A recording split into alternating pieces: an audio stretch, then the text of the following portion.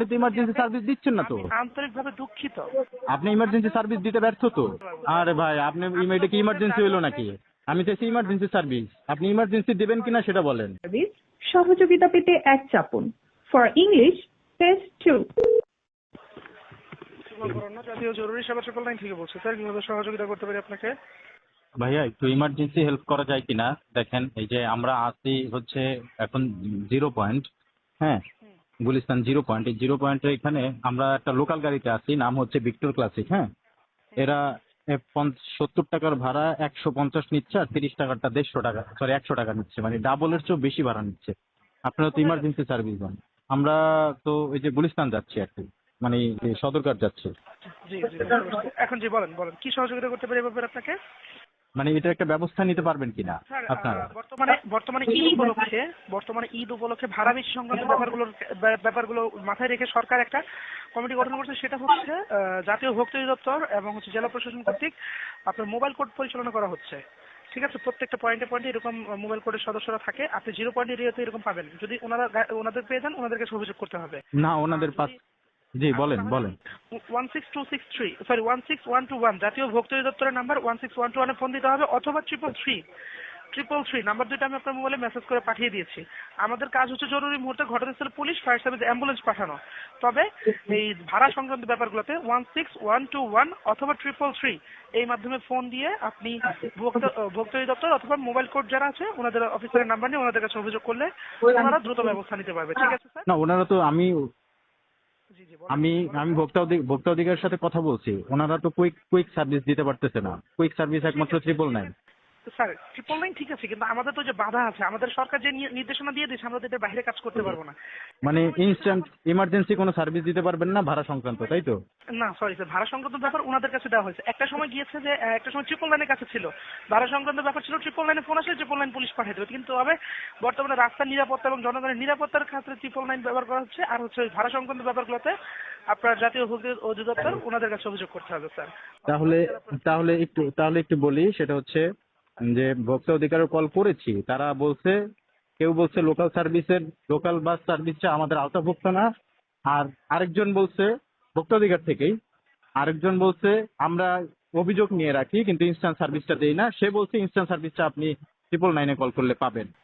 Sorry sir, এটা উনি বললে তো স্যার উনি এখন বললে তো আমি দিতে পারছি না স্যার। আমি তার মানে সরকারের তার মানে সরকারের প- তার মানে সরকারের পক্ষ থেকে আপনি তো সরকারকে প্রতিনিধিত্ব করতেছেন, হ্যাঁ? তার মানে সরকারের পক্ষ থেকে যদি জরুরি সেবা চাওয়া হয় সেটা আপনারা এখন দিতে ব্যর্থ। অবশ্যই দেবো, সেটা হচ্ছে police, fire service, ambulance, instant যদি কোথাও পুলিশই চাচ্ছি, পুলিশ পাঠান, আমরা তো ইমার্জেন্সি, এটা তো ভাড়া নিয়ে। হ্যাঁ বলেন। আচ্ছা এটা ঠিক আছে, আমি এ ব্যাপারে তাহলে আমি আমাদের সিনিয়র স্যারের সাথে কথা বলবো। কথা বলেন ইনস্ট্যান্ট সার্ভিস আপনি। ওকে ফাইন আপনি লাইনে থাকেন, আমি দেখছি আমার সিনিয়র স্যারের সাথে কথা বলতেছি, লাইনে থাকুন। হ্যাঁ হ্যাঁ প্লিজ বলেন, আমরা কল করুন। Hello hello. স্যার, শুনতে পাচ্ছেন আমার কথা জি স্যার? জি হ্যালো জি জি শুনতে পাচ্ছি। স্যার, আপনি লাইনটা মেবি কেটে দিয়েছিলেন, আপনি হোল্ড করতে বলছিলাম। যাই হোক স্যার, আমি এ ব্যাপারে আমাদের অফিসারের সাথে কথা বলেছি। এখন যদি আপনি যদি বিপদে পড়ে গেছেন বা আপনি যদি অভিযোগ করছেন কেউ আপনাকে সহযোগিতা করছেন না, স্যার বলছে আমাদের যে এটা হচ্ছে আমাদের যে কন্ট্রোল রুম আছে, আমরা বরঞ্চ ওইখানে অভিযোগ করে দিতে পারি, গাড়ির নাম নাম্বার সহ অভিযোগ করতে পারি। স্ট্যান্ডে যদি কোনো একটা কিছু করা যায় গাড়িটাকে, বা জাতীয় ভোক্তা অধিদপ্তরের সহযোগিতা নিয়ে যদি কিছু একটা করতে পারি, অবশ্যই আমরা করবো। আপনি দয়া করে গাড়ির নাম এবং নাম্বারটা একটু আমাদের কাছে বলবেন স্যার। আরে ভাই নাম নাম্বার বলে আপনি গাড়ি চলে যাবে 5 মিনিটের ভিতরে, সেই 10 কিলোমিটার 3 কিলোমিটার ছেড়ে, তাহলে আর আমি চলন্ত গাড়িতে আপনাকে নাম্বার কিভাবে দিব? আমি তাহলে কোথায় পাবো তাকে? আপনি আমাকে একটা পরামর্শ দেন যে আপনি এইভাবে কাজ করেন, আপনি ধরতে পারবেন। আমি উইদিন 5 মিনিটসের মধ্যে আমি গুলিস্তান মাজারের এখানে আছি, এখানে যারা পুলিশের দায়িত্বরত আছে একজনকে আমাকে অ্যালাইন করে দেন, সেই তো এটা ইমার্জেন্সি সার্ভিস দিতে পারে।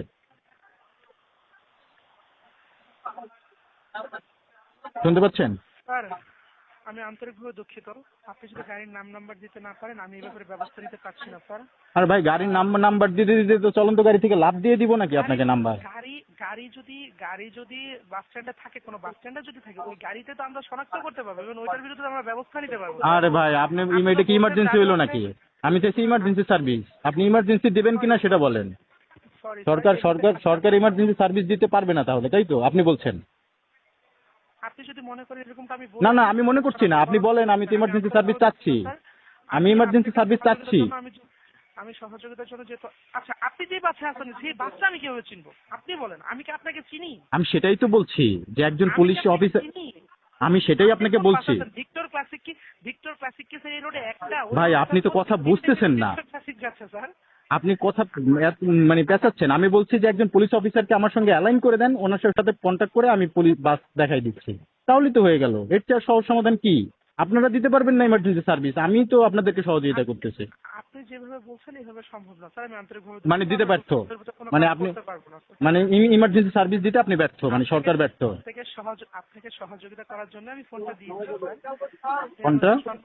আপনি কি আমাদের করতেছেন সহযোগিতা ভাই? আমার কাছ থেকে টাকা নিয়ে চলে যাচ্ছে সে, আপনি বলতেছেন রিপোর্ট করতে, সেই নাম্বার তদন্তকারী থেকে নাম্বার কালেক্ট করতে।